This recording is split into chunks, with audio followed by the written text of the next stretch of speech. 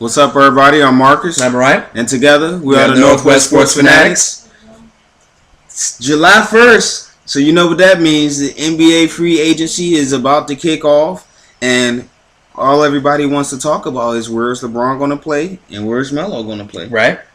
So we just want to give you guys a quick video here to give you a recap, some of the best fits that we think for LeBron and Melo. Right, a little NBA news. There's some little shakeups in the coaching ranks today as well, so we're going to talk about that. Just to get you guys up to speed, man, because we've been missing y'all. We've been gone for 2 weeks, so now we back at it. We back at it. So let me kick it off with LeBron James. As we all know, King James. He opted out of his contract with Miami. Okay. So he is an unrestricted free agent, and he can choose wherever he would like to play. Right. Bosh and Wade followed suit as well. No decision this time, LeBron. You just got back on everybody's good side. Just don't do the decision no more.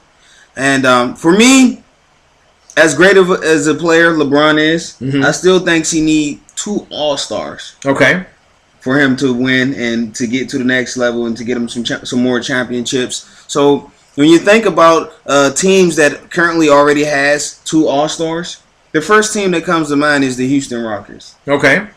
You know, it's kind of a Howard, Bosh, D-Wade, James Harden. So kind of sort of similar. That would mean Houston would probably miss out on Chandler Parsons, but I would miss out on Chandler Parsons if I had the chance to bring in LeBron. Unless Chandler Parsons is willing to take less money. Oh, then you got another choice there. Or maybe LeBron want to take less money so they can keep Chandler Parsons. Right.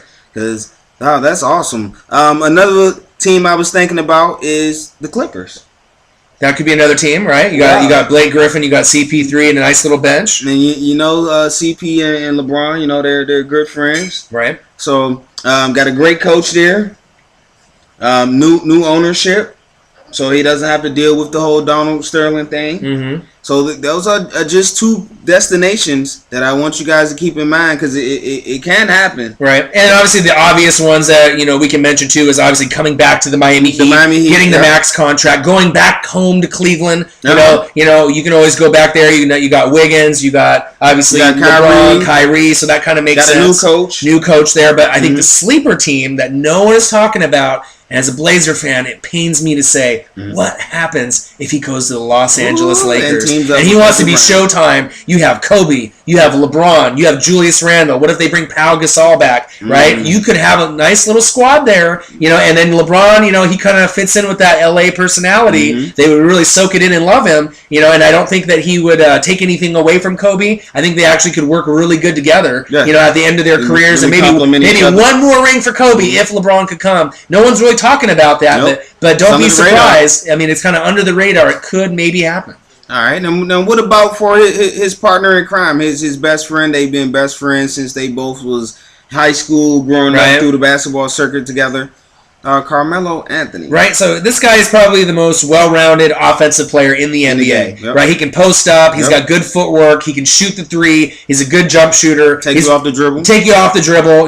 He really pretty much does everything you want him to do. But sometimes there's lapses in defense, and that's why people like to talk trash about him a little bit. He hasn't really played good defense besides the Denver Western Finals that he had, obviously with Kobe, a few years back. But 5 years, $129 million is what the Knicks can offer, and that's going to be the max that any team has available based on the cap space and what they can do, obviously in free agency. So Phil Jackson knows this, right? But is that enough for him to stay? I'm not sure. The teams right now in the mix are the Rockets, right? Chicago Bulls, the Mavericks, and the Lakers. Wow. So, and besides the Knicks. And then, so there's a few teams there that you could kind of plug in. I know you like the Rockets as the best fit because that gives them Harden and obviously Melo and Dwight Howard. But to me, that's a lot of me players, personally. I need the ball, Dwight Howard. I need the ball, James Harden. I need the ball, Carmelo Anthony. And I don't know if there's enough basketball in all 3 in a game to be successful, and if one of them misses or they get in kind of each other's nerves, it might break the team down mentally. So what's the best fit for Carmelo? So for me personally, I think it's going to be Chicago Bulls. It makes the most sense. You got Derrick Rose maybe coming back somewhere between 60 to 85%. We'll see where that goes. So don't even bank on Derrick Rose. Zero's better than none. Zero's better than none, right? So you got Derrick Rose, right? You got Jimmy Butler, right? I think he was 2nd or 3rd team All NBA defense this year. So he's kind of up and coming player, right? He's a little flashy player, good defense. Your favorite player, right?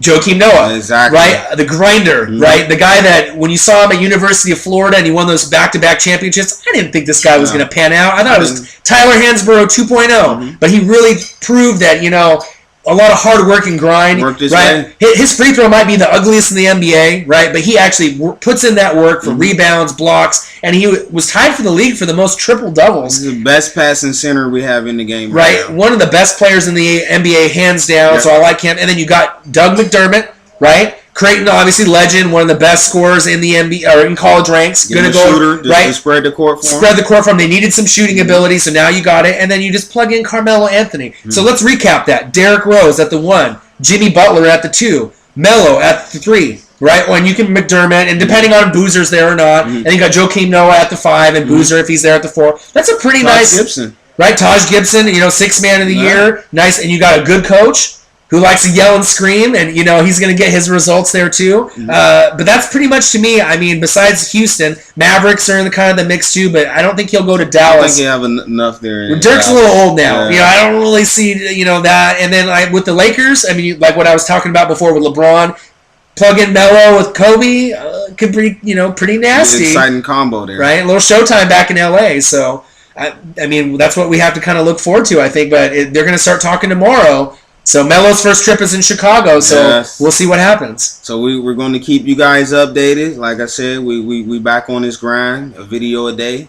Or 2, or 3. Or 4, or 5, or 6. Oh, my. All right. And Northwest Sports Fanatics, make sure y'all like the page, share the page, tell a friend to tell a friend to tell a friend. Northwest Sports Fanatics. We back at y'all.